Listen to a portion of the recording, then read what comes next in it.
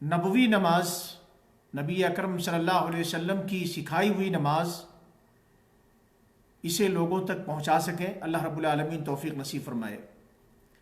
یقیناً ہماری عبادت، اس کا دار و مدار، اس کی قبولیت کا دو چیزوں پر ہے۔ دو بنیادی شرطیں ہوتی ہیں۔ پہلی شرط یہ ہے کہ ہماری عبادات کے اندر اخلاص ہو، دوسری شرط یہ ہے کہ ہماری عبادات نبی اکرم صلی اللہ علیہ وسلم کی سنت کے مطابق ہو۔ بعض لوگوں نے تیسری شرط شمار کیا ہے شریعت کے مطابق عبادت ہو۔ اخلاص اور متابعہ یا اخلاص اور شریعت کے مطابق کسی بھی عبادت کا ہونا یہ اللہ رب العالمین کی یہاں عبادت کے قبول ہونے کے لیے بنیادی شرطیں ہیں۔ یقیناً اخلاص کیسے پیدا ہوگا؟ جب ہم قرآن اور حدیث کی تعلیمات سے واقف ہوں گے۔ متابعہ، اتباع اور پیروی نبی اکرم صلی اللہ علیہ وسلم کی کیسے آئے گی؟ شریعت کے مطابق ہمارا عمل کیسے ہوگا؟ جب ہمیں اللہ کے نبی صلی اللہ علیہ وسلم کی سیرت، آپ صلی اللہ علیہ وسلم کی سنت، آپ صلی اللہ علیہ وسلم کی احادیث مبارکہ کا علم ہوگا۔ قرآن اور سنت، قرآن اور احادیث جب ہمیں ان کا علم حاصل ہوگا تو پھر ہماری عبادتیں ان کے اندر اخلاص پیدا ہوں گی، اور اسی طریقے سے ہماری عبادتیں ان کے اندر اتباع یا متابعہ آئے گا، اور ہمارے سارے کے سارے اعمال انشاءاللہ شریعت کے مطابق ہوں گے۔ آج کے اس لائیو درس کے اندر جو پہلا نقطہ ہے یا پہلا چیپٹر کہہ لیجئے، وہ پہلا چیپٹر ہے کہ آدمی جب قرآن کی تلاوت کرتا ہے تو تلاوت کرتے ہوئے کبھی کبھی اس کا گزر ایسی آیات سے ہوتا ہے جن کے اوپر نشان لگے ہوتے ہیں، جن کے نیچے آیات کے، کہ یہ جو ہے آیت سجدہ ہے، یعنی یہاں سجدہ کرنا چاہیے۔ یاد رہے قرآن کریم کے اندر جتنے بھی ایسے مقامات ہیں وہاں پر سجدہ کرنا مسنون ہے، مستحب ہے، بہتر ہے۔ اگر کوئی چھوڑ دیتا ہے جان بوجھ کر کے بھی تو گنہگار نہیں ہوگا۔ تو جب وہاں سجدہ کرے تو آدمی پھر اس سجدے کے اندر کیا پڑھے گا؟ پہلا چیپٹر یہ ہے کہ اگر آدمی سجدے تلاوت کر رہا ہے تو سجدے تلاوت میں کیا پڑھے گا۔ یاد رہے کوئی بھی سجدہ ہو، تمام کے تمام سجدے، چاہے نماز کے سجدے ہوں، چاہے نماز سے باہر بندہ سجدہ کرے، اللہ رب العالمین کی بڑائی اور بزرگی سجدوں کے اندر بیان کرنی چاہیے، اور مسنون اور بہتر ہے، جیسا کہ آپ نے پہلے جانا ہے، سبحان ربی الاعلیٰ کہے بندہ 3 مرتبہ۔ تو سجدے تلاوت میں بھی وہی حکم ہے کہ آپ جو ہے سبحان ربی الاعلیٰ 3 مرتبہ پڑھیں۔ مزید جو ہے ایک دعا جان لیجئے، اور جس کا سجدے تلاوت کے علاوہ دیگر سجدوں میں بھی پڑھنا درست ہے، وہ یہ ہے کہ سجد وجہی للذی خلقہ وصورہ وشق سمعہ وبصرہ بحولہ وقوتہ تبارک اللہ احسن الخالقین۔ یہ ذکر کہہ لیں یا یہ دعا ہے سجدے تلاوت سے متعلق۔ بعض لوگ اس کو لازم سمجھتے ہیں، لازم نہیں ہے، آپ کو یاد ہے اچھی بات ہے، ورنہ سبحان ربی الاعلیٰ کہہ کر کے آپ اپنے ذکر کو قائم کر سکتے ہیں۔ تو یہاں پر کیا ہے؟ سجد وجہی للذی خلقہ، یعنی اس ذات کے لیے سجدہ ہے جس نے جو ہے ہماری ذات کو بنایا، ہمارا وجود بخشا اور ہماری تصویر بنائی، اور اسی طریقے سے انسان کو سماعت نصیب کیا، کان دیا، آنکھ دیا اپنی طاقت و قدرت سے۔ وہ اللہ، اس کی شان کیا ہے؟ یقیناً وہ سب سے بہترین خالق ہے۔ اللہ رب العالمین کی خلقت کی کوئی مثال نہیں۔ اللہ رب العالمین اپنی تخلیق کے اندر منفرد ہے، بے مثال ہے، بابرکت ہے اللہ رب العالمین جو سب سے بہتر تخلیق کرنے والا ہے۔ اسی طریقے سے یہ اصل میں یہ حدیث جو ہے میں نے غالباً پرسوں والے درس میں آپ کے سامنے بیان کیا تھا۔ یہ حدیث صحیح مسلم کی حدیث کا ایک ٹکڑا ہے، کتاب و صلاۃ المسافرین و قصرہا کے تحت باب الدعاء فی صلاۃ اللیل و قیام، یہ حدیث نمبر 771 کے تحت یہ حدیث مذکور ہے۔ حدیث کے راوی علی رضی اللہ تعالیٰ عنہ ہے۔ بہرحال اسی طریقے سے اگر آدمی سجدہ تلاوت کرتا ہے تو اس میں یہ دعا بھی کر سکتا ہے، اللہم اکتب لی بہا عندک اجرا وضع عنی بہا وزرا واجعلها لی عندک ذخرا وتقبلها منی کما تقبلتها من عبدک داؤد۔ یہ روایت ترمذی کے اندر موجود ہے اور حسن درجے کی روایت ہے۔ کتاب ابواب السفر کے تحت باب ما جاء ما یقول فی سجود التلاوہ حدیث نمبر 579 ہے۔ ابن عباس رضی اللہ تعالیٰ عنہما حدیث کے راوی ہیں۔ اس کا مطلب کیا ہے؟ آدمی دعا کرتے ہوئے کہے اللہم اکتب لی بہا عندک اجرا، اے اللہ یہ جو میں سجدہ کر رہا ہوں سجدہ تلاوت، اپنے پاس اس کا اجر میرے نصیبے میں لکھ دے۔ وضع انی بہا وزرا، اور اس سجدے کے نتیجے میں مجھ سے میرے گناہ کو ایک جو ہے بوجھ کو اتار دے، ایک گناہ کو معاف کر دے۔ اسی طریقے سے وجعلھا لی عندک ذخرا، اور میری اس عبادت کو، میری اس نیکی کو اپنے پاس ذخیرہ بنا کے رکھ دے۔ وتقبلھا منی کما تقبلتھا من عبدک داؤد، اور اسے مجھ سے ایسے ہی قبول فرما لے جیسے کہ تو نے اپنے بندے داؤد سے قبول کیا۔ بہرحال تو یہ آپ نے جان لیا کہ سجدہ تلاوہ اس کے اندر لازم نہیں اس دعا کا پڑھنا، آپ سبحان ربی العالی 3 مرتبہ پڑھ سکتے ہیں، اس ذکر کو بھی قائم کر سکتے ہیں۔ اب دیکھیے آگے جو مسئلہ ہے کہ جب بندہ دونوں سجدوں کے درمیان بیٹھتا ہے، دونوں سجدوں کے درمیان، تو جب بیٹھتا ہے دونوں سجدوں کے درمیان تو اسے کیا پڑھنا چاہیے؟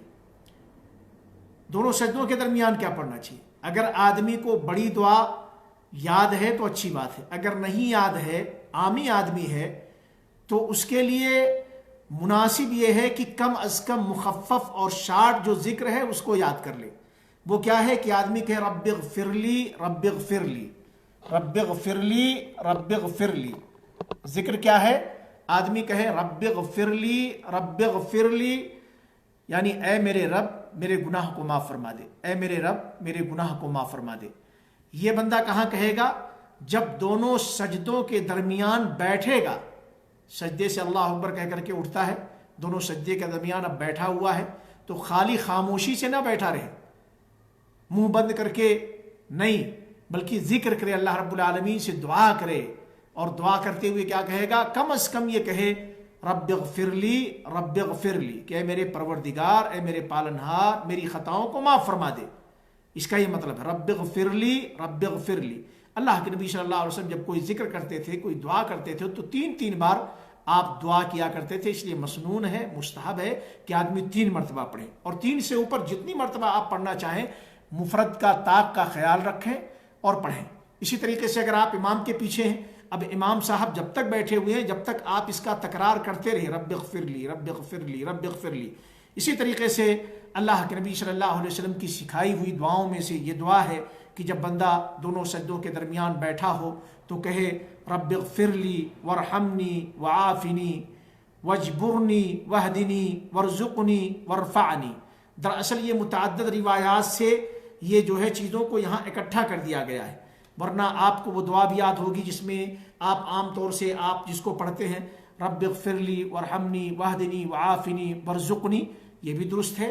یہ اصل میں کیا ہے، تاخیر اور تقدیم سے کوئی فرق نہیں پڑے گا، مختلف روایات کی بنیاد پر جو ہے وجبرنی ورفانی کے اضافے ملتے ہیں۔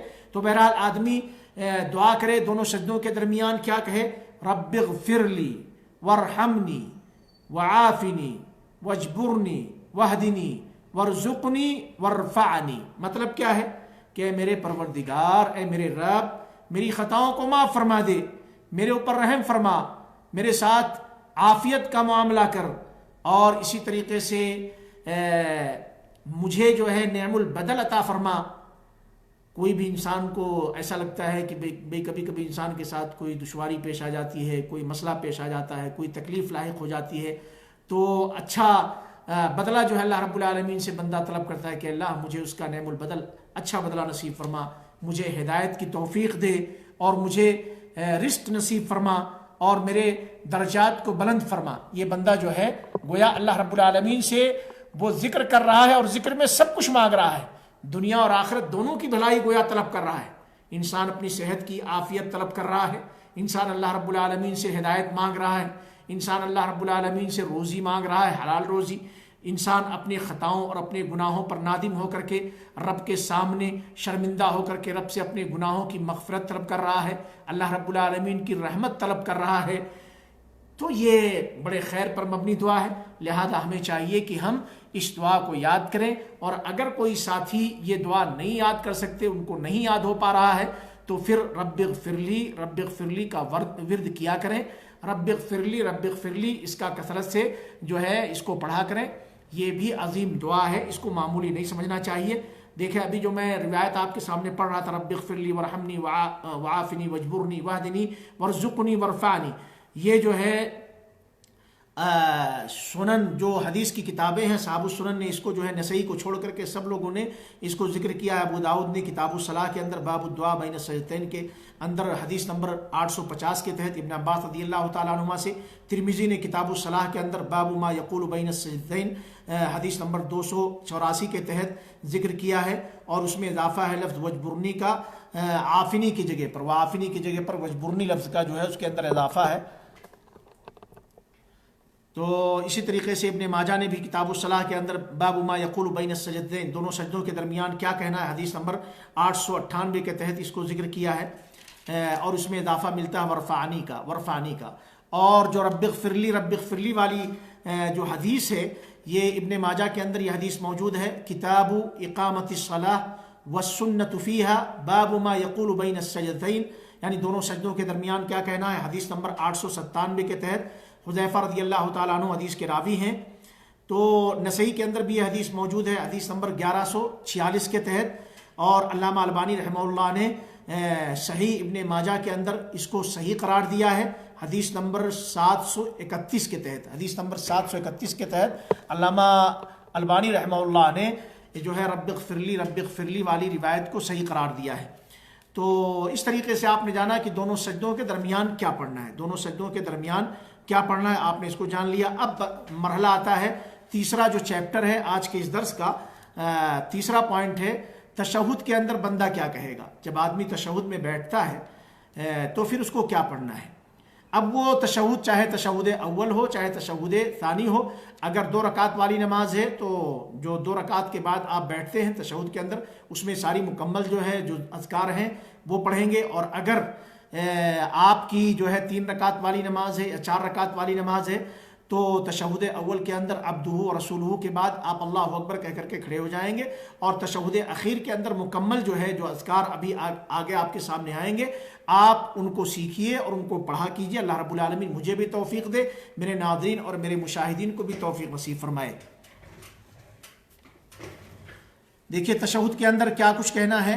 آپ سارے لوگ ماشاءاللہ اب یہ تو چھوٹے چھوٹے بچوں کو بھی یہ دعائیں سکھائی جاتی ہیں مدارس کے اندر، اور تقریباً سارے لوگوں کو یہ چیزیں معلوم ہوں گی، لیکن پھر بھی فذکر فإن الذکریٰ تنفع المؤمنین، نصیحت کریں کیونکہ نصیحت ایمان والوں کو فائدہ کرتی ہے، اور جن کو نہیں معلوم ہے تاکہ وہ سیکھ سکیں، میں تشہد کے اذکار اور تشہد کی دعائیں آپ کے سامنے پیش کر رہا ہوں۔ دیکھیے جب بندہ تشہد کے اندر ہوتا ہے تو بندے کو چاہیے کہ جب تشہد میں بیٹھ جائے تو کہے التحیات للہ والصلوات والطیبات السلام علیک ایہا النبی ورحمۃ اللہ وبرکاتہ۔ یہ کچھ زیادہ ہی گڑبڑ کر رہا ہے۔ التحیات للہ والصلوات والطیبات السلام علیک ایہا النبی ورحمۃ اللہ وبرکاتہ، السلام علینا وعلى عباد اللہ الصالحین، السلام علینا وعلى عباد اللہ الصالحین، اشہد ان لا الہ الا اللہ واشہد ان محمدا عبدہ ورسولہ، اشہد ان لا الہ الا اللہ واشہد ان محمدا عبدہ ورسولہ۔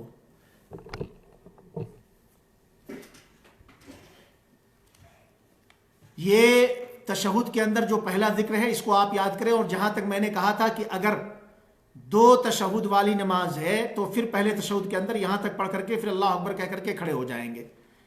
تو تشہد میں آپ جب بیٹھتے ہیں تو التحیات کیسے پڑھتے ہیں؟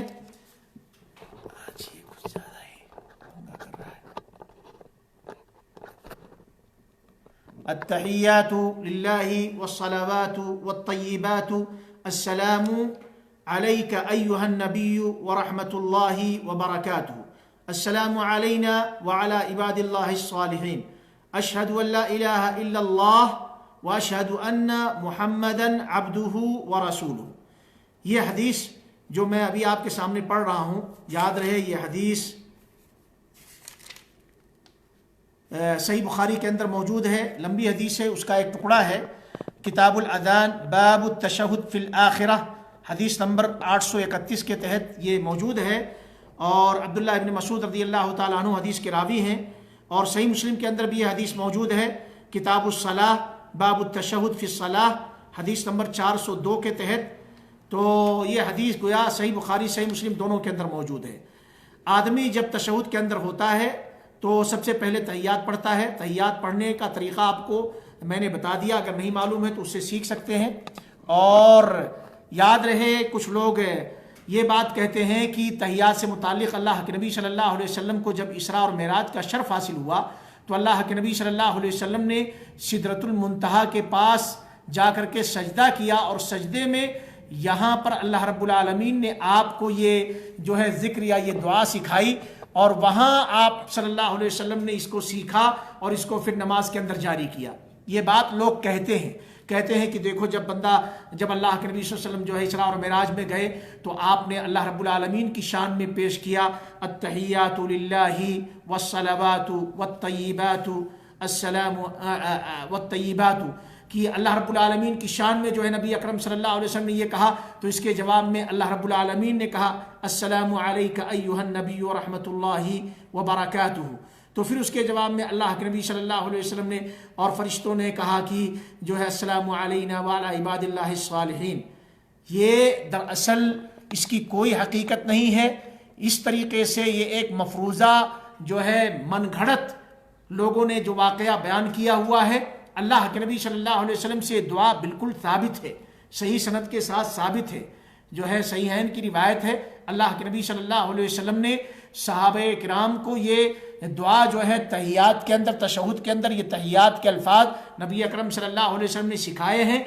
बल्कि बाद सहाबे किराम ने तो यहाँ तक कहा कि नमाज के अंदर जिस तरीके से अल्लाह के नबी सल्लल्लाहु अलैहि वसल्लम हमें कुरान की आयात को सिखाते थे, ऐसे ही अल्लाह के नबी सल्लल्लाहु अलैहि वसल्लम ने हमें अत्तहियात के अल्फाज को सिखाया है तशहुद के अंदर। तो बहरहाल ये कहना कि अल्लाह रब्बुल आलमीन से मुलाकात हुई तो जो है अल्लाह के नबी सल्लल्लाहु अलैहि वसल्लम ने ये कहा तो जवाब में अल्लाह रब्बुल आलमीन ने कहा, फिर फरिश्तों ने ये कहा, इसकी कोई सनद नहीं है, इसकी कोई दलील नहीं है। ये जो है बेबुनियाद चीज़ है, इसकी कोई हकीकत नहीं है। ये लोगों ने अपनी जानिब से गढ़ा हुआ है, इस पर तवज्जो देने की ज़रूरत नहीं है। और बड़े ही उम्दा पैराए से आज के बहुत से खुतबा इसे बयान करते हैं, बड़े मज़े के साथ और बड़े ही पुरअसर अंदाज में कि लोग उससे मुतासिर हो जाते हैं। लेकिन याद रहे ये कहानी लोगों की अपनी बनाई हुई है। अल्लाह के नबी सल्लल्लाहु अलैहि वसल्लम ने ऐसा कुछ बयान नहीं किया है, अहादीस की किताबों में ऐसा कुछ भी कहीं मिलता नहीं है। बल्कि देखिए जो है मैंने ये कहा कि सही यहैन की रिवायत है और सुनन और मसानीद के अंदर भी जो है रिवायात मौजूद हैं। अल्लाह के नबी सल्लल्लाहु अलैहि वसल्लम ने जो है सिखाया है अल्फाज को तहियात के, जैसा कि सहीहैन की रिवायत है कि सहाबे किराम कहते हैं हम लोग जब जो है अल्लाह के नबी सल्लल्लाहु अलैहि वसल्लम के साथ नमाज अदा कर रहे होते थे तो हम लोग कहते थे अस्सलामु अलल्लाहि मिन इबादिही अस्सलामु अला फुलानिन व फुलानिन फ़क़ाल नबी सल्लल्लाहु अलैहि वसल्लम ला तक़ूलू अस्सलामु अलल्लाह। कि सहाबे किराम कहते हैं हम लोग नबी अकरम सल्लल्लाहु अलैहि वसल्लम के नमाज के साथ नमाज अदा करते थे तो जब हम लोग तशहुद के अंदर बैठते थे तो दौरान नमाज हम कहते थे अस्सलामु अलल्लाह अस्सलामु अला फुलान व फुलान, अल्लाह पर सलामती हो, फला और फला पर सलामती हो। तो अल्लाह के नबी सल्लल्लाहु अलैहि वसल्लम ने फरमाया कि नहीं, देखो तुम लोग इस तरीके से ना कहो कि अस्सलामु अलल्लाह अस्सलामु अला फुलान व फुलान। क्यों? फ़इन्नल्लाह हुवस्सलाम, क्योंकि अल्लाह वो सरापा सलामती है। अल्लाह रब्बुल आलमीन ही सलाम है, अस्सलाम है, और सारी सलामती का मालिक अल्लाह रब्बुल आलमीन है।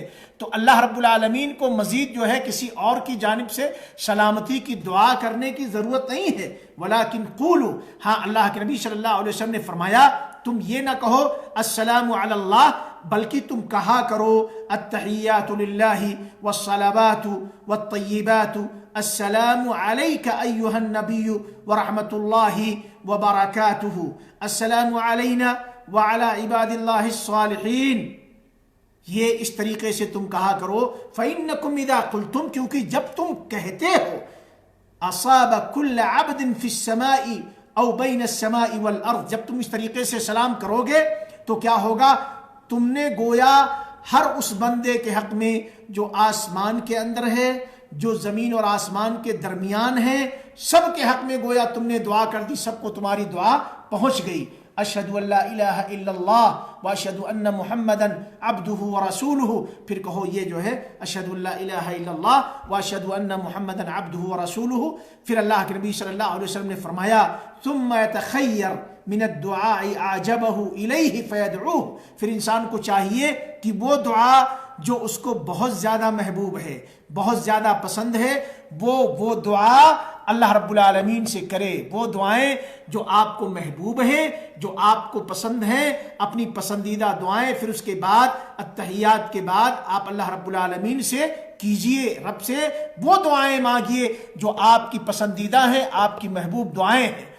یہ اللہ کے نبی صلی اللہ علیہ وسلم نے رہنمائی کی. آپ نے نہیں کہا کہ میں اسراء معراج میں گیا تو میں نے کہا جو ہے التحیات للہ والصلوات، تو اللہ رب العالمین نے کہا السلام علیک ایھا النبی ورحمۃ اللہ وبرکاتہ وغیرہ وغیرہ. یہ جو ڈیٹیل بیان کی جاتی ہے اس کی کوئی سند نہیں ہے، بلا دلیل ہے، یہ من گھڑت بات ہے، لوگوں کے اپنے منہ کی بات ہے، اس کی کوئی سند نہیں ہے، اس کا کوئی پروف نہیں ہے حدیث کی کسی بھی کتاب کے اندر، یاد رہے. اس کے بعد جب بندہ تحیات پڑھ لیتا ہے تو جیسا کہ میں نے کہا تحیات کے بعد پھر آدمی اب کیا کرے گا؟ آدمی کو چاہیے کہ تحیات کے بعد اللہ کے نبی صلی اللہ علیہ وسلم پر جو ہے درود بھیجے، سلام بھیجے، درود ابراہیمی پڑھے. درود کیسے بھیجے گا؟ اللہ کے نبی صلی اللہ علیہ وسلم سے صحابہ کرام نے کہا کہ اللہ کے نبی صلی اللہ علیہ وسلم نماز کے اندر چاہتے ہیں آپ پر درود بھیجیں، تو ہم کیسے بھیجیں آپ پر درود؟ ہم نے بعد میں تو جان لیا، لیکن جو ہے نماز کے اندر کیسے؟ تو اللہ کے نبی صلی اللہ علیہ وسلم نے فرمایا کہ تم لوگ کہا کرو، پڑھا کرو اللہم صلی علی محمد وعلی آل محمد کما صلیت علی ابراہیم وعلی آل ابراہیم انک حمید مجید اللہم بارک علی محمد وعلی آل محمد کما بارکت علی ابراہیم وعلی آل ابراہیم فی العالمین انک حمید مجید. یہ فی العالمین کا بعض روایات کے اندر اضافہ ہے اور بعض روایات میں جو ہے فی العالمین کا اضافہ نہیں ہے، تو دونوں طرح سے آپ پڑھ سکتے ہیں. چاہے تو اللہم صلی علی محمد وعلی آل محمد کما صلیت علی ابراہیم وعلی آل ابراہیم انک حمید مجید، اللہم بارک علی محمد وعلی آل محمد کما بارکت علی ابراہیم وعلی آل ابراہیم انک حمید مجید. اس طریقے سے بھی پڑھ لیں یا اس میں اضافہ کر لیں اللہم بارک علی محمد وعلی آل محمد کما بارکت علی ابراہیم وعلی آل ابراہیم فی العالمین انک حمید مجید. یہ بندہ جو ہے درود ابراہیمی پڑھے التحیات کے بعد. اس کے بعد پھر جو ہے آدمی کو کیا کرنا ہے؟ دیکھیں اللہ کے نبی صلی اللہ علیہ وسلم کی حدیث جو میں نے پیش کی آپ کے سامنے، صحیحین کی روایت ہے کہ جو دعا آپ کو مانگنی ہے رب سے وہ دعا مانگے، جو آپ کی پسندیدہ اور آپ کی محبوب دعا ہے، جو کچھ آپ رب سے مانگنا چاہتے ہیں وہ مانگیے. پر یاد رہے کہ آپ کی دعا کا مانگنا یہ زبان آپ کی عربی ہو، آپ عربی زبان میں مانگیں، اس لیے کہ نماز ہماری صلاح یہ عبادت ہے، عبادات توقیفی ہوتی ہے.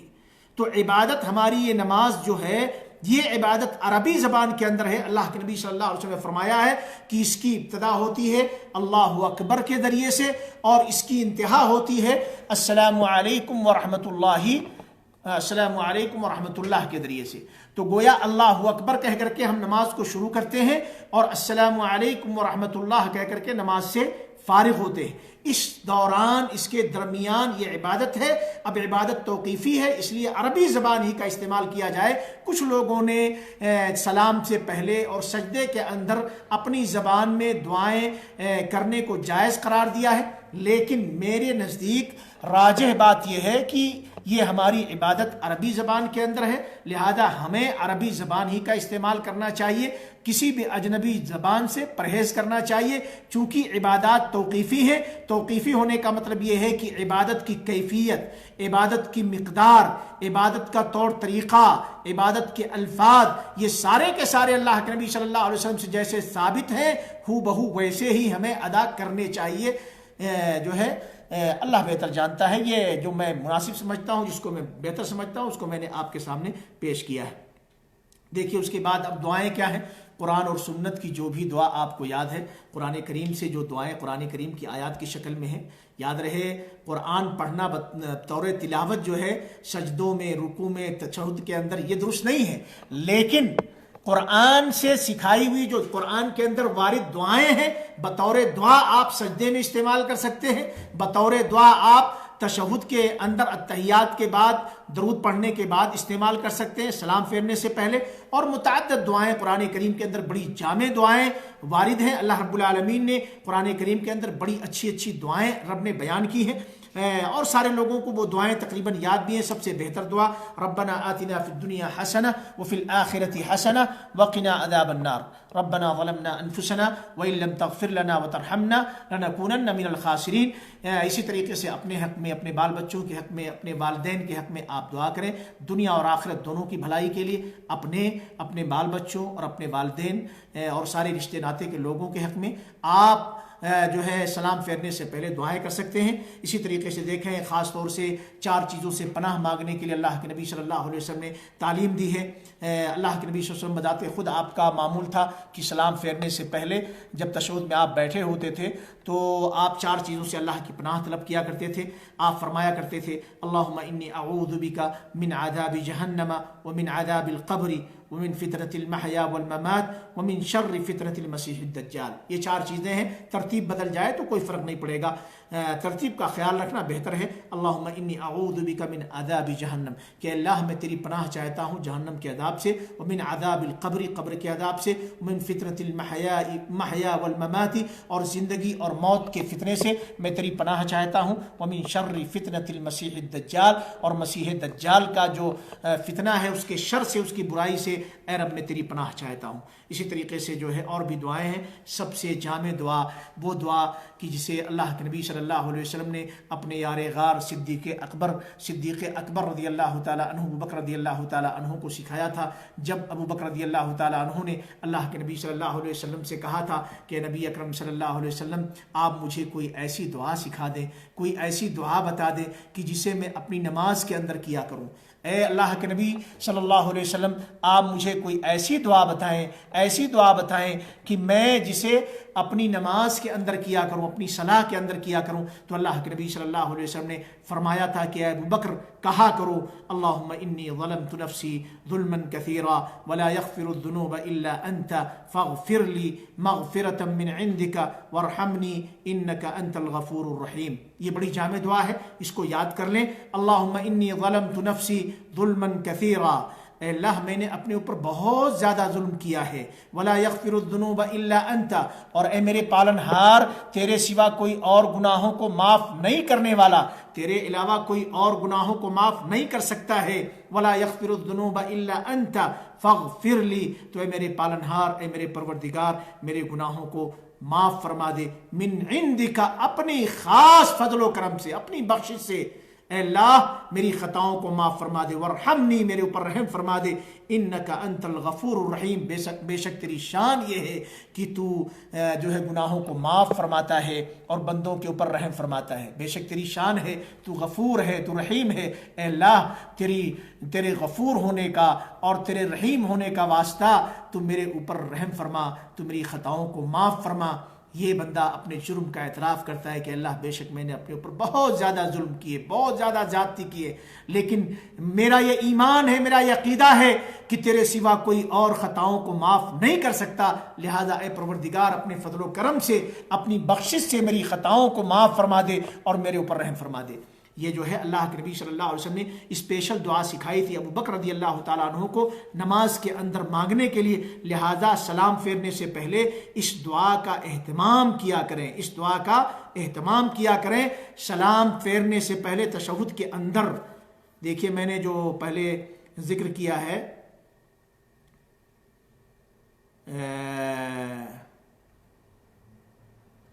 یہ حدیث جو ہے، حدیث کا حوالہ لے لیجئے، اللہم انی اعوذ بک من عذاب جہنم ومن عذاب القبر۔ یہ اصل میں اسٹینڈ میرا گھوم رہا ہے آج، بہت زیادہ پریشان کر رہا ہے۔ تو یہ حدیث جو ہے صحیح بخاری کے اندر موجود ہے، کتاب الجنائز، باب التعوذ من عذاب القبر، حدیث نمبر 1377 کے تحت ابو ہریرہ رضی اللہ تعالیٰ عنہ حدیث کے راوی ہیں۔ صحیح مسلم کے اندر بھی حدیث موجود ہے، کتاب المساجد، باب ما یستعاذ منہ فی الصلاۃ، حدیث نمبر 588 کے تحت، اور جو ہے الفاظ صحیح مسلم کے ہیں۔